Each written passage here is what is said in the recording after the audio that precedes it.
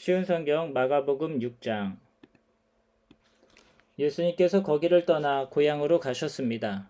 제자들도 예수님을 따라갔습니다. 안식일이 되자 예수님께서 회상에서 가르치기 시작하셨습니다. 많은 사람들이 예수님의 말씀을 듣고 놀라워하며 말했습니다. 이 사람이 어디서 이런 것을 얻었을까? 이 사람에게 있는 지혜는 어떤 것인가? 이 사람이 손으로 일으키는 기적은 어떤 것인가? 그는 목수가 아니냐? 그는 마리아의 아들이고 야고보, 요새, 유다, 그리고 시몬의 형이 아니냐? 그의 누이들도 우리와 함께 있지 아니하냐? 그러면서 사람들은 예수님을 배척했습니다. 예수님께서 그들에게 예언자가 고향과 친척과 자기 집을 제외하면 어느 곳에서나 존경을 받는다라고 말씀하셨습니다. 예수님께서는 몇 명의 환자에게 손을 얹어 고쳐주셨을 뿐 많은 기적을 일으킬 수 없었습니다. 예수님께서는 그들이 믿지 않음에 놀라셨습니다. 그 후 예수님께서 마을을 두루 다니시며 가르치셨습니다. 예수님께서 12 제자를 불러 2사람씩 보내기 시작하셨습니다. 그리고 그들에게 더러운 귀신을 쫓는 권세를 주셨습니다. 예수님께서 제자들에게 명하기를 여행할 때는 지팡이 외에 아무것도 가지고 다니지 말고 빵이나 가방도 가지지 말며 주머니에 돈도 넣고 다니지 마라고 하셨습니다. 또한 신만 신고 옷도 2벌씩 갖지 말라고 하셨습니다. 예수님께서 이어서 말씀하셨습니다. 어느 집에 들어가든지 마을을 떠날 때까지 거기 머무르도록 해라.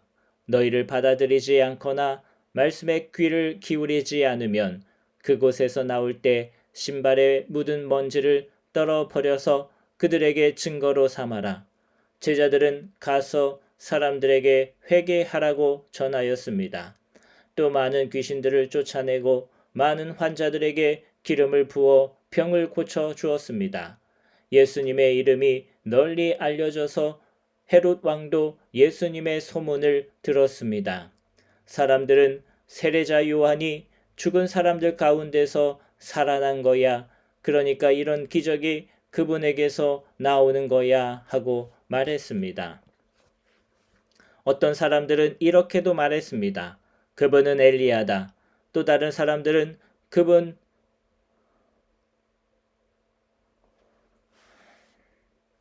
그분은 옛날에 있었던 예언자와 똑같은 예언자야 라고 말했습니다.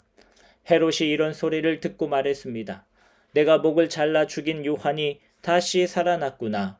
예전에 헤롯은 요한을 잡아오게 하여 감옥에 가두어 둔 적이 있었습니다. 이는 헤로디아와 관련된 일로 헤롯이 자기 동생 빌립의 아내인 헤로디아를 아내로 삼아 버렸기 때문이었습니다. 요한은 헤롯에게 자기 동생의 아내를 자기 아내로 삼은 것은 옳지 않습니다. 라고 말하곤 하였습니다. 그래서 헤로디아는 요한을 미워하였습니다. 헤로디아는 요한을 죽이고 싶었지만 그럴 수 없었습니다. 그것은 요한이 의롭고 거룩한 사람이란 것을 아는 헤롯이 요한을 두려워했기 때문입니다. 그래서 요한을 살려두었습니다. 요한의 말이 듣기엔 괴로웠지만 그의 말을 즐겨 들었습니다. 그런데 요한을 죽일 수 있는 좋은 기회가 왔습니다. 자기 생일에 헤롯은 고관들과 천부장들, 갈릴리의 귀빈들을 초청해서 잔치를 베풀었습니다. 헤로디아의 딸이 춤을 춰서 헤롯과 잔치에 참여한 손님들을 즐겁게 해 주었습니다. 그래서 헤롯 왕이 소녀에게 말했습니다. 내가 원하는 것을 말해라. 그러면 그것을 선물로 주겠다. 헤롯은 내가 무엇을 달라고 하든지 다 주겠다. 내 나라의 절반이라도 말이다 하고 맹세했습니다. 소녀는 자기 어머니에게 가서 무엇을 달라고 할까요? 하고 물었습니다. 그러자 어머니가 대답했습니다. 세례자 요한의 머리를 달라고 해라. 소녀는 즉시 왕에게 돌아가서 바로 이 자리에서 세례자 요한의 머리를 쟁반에 담아주세요 하고 요청했습니다. 왕은 매우 괴로웠지만 자기가 한 맹세 때문에 그리고 잔치에 참여한 손님들 때문에 소녀의 요청을 거절할 수 없었습니다. 왕은 곧바로 시위대 군인을 보내 요한의 머리를 가져오라고 했습니다. 군인은 가서 감옥에 있던 요한의 머리를 잘랐습니다. 그리고 쟁반에 담은 그의 머리를 가져와 소녀에게 주었고 소녀는 그것을 자기 어머니에게 가져다 주었습니다. 요한의 제자들이 이 소식을 듣고 가서 요한의 시체를 가져다가 무덤에 묻었습니다. 사도들이 예수님께로 돌아왔습니다. 그리고 자신들이 했던 일과 가르쳤던 것을 모두 예수님께 말씀드렸습니다. 예수님께서 말씀하셨습니다. 외딴 곳으로 따로 가서 잠시 쉬도록 하라. 이렇게 말씀하신 것은 오고 가는 사람들이 너무 많아 예수님과 사도들이 식사할 시간조차 없었기 때문입니다. 그래서 그들은 외딴 곳으로 배를 타고 갔습니다. 그러나 떠나는 모습을 보고 사람들이 그들인 줄 알아챘습니다. 그래서 사람들은 여러 성읍에서 길을 따라 함께 달려가서 그들보다 먼저 그곳에 이르렀습니다. 예수님께서 배에서 내리시면서 많은 사람들을 보셨습니다. 예수님께서는 그들을 불쌍히 여기셨는데 그들이 마치 목자 없는 양과 같았기 때문입니다. 예수님께서는 그들에게 많은 것을 가르쳐 주셨습니다. 이미 날이 저물었습니다. 제자들이 예수님께 와서 말했습니다. 이곳은 빈들이고 시간도 너무 늦었습니다. 그러니 사람들을 보내어 근처에 있는 농가나 마을에 가서 먹을 것을 사 먹게 하는 것이 좋겠습니다. 그러나 예수님께서 대답하셨습니다. 너희가 먹을 것을 주어라. 그들이 예수님께 말했습니다. 그러면 우리가 가서 200데나리온어치의 빵을 사서 먹이라는 말씀이십니까? 예수님께서 그들에게 물으셨습니다. 너희가 가진 빵이 얼마나 되는지 가서 알아보아라. 그들이 알아보고 나서 말했습니다. 빵 5개와 생선 2마리가 있습니다. 예수님께서 사람들에게 무리를 지어서 풀밭에 앉으라고 하셨습니다. 사람들은 100명 혹은 50명씩 떼를 지어 앉았습니다.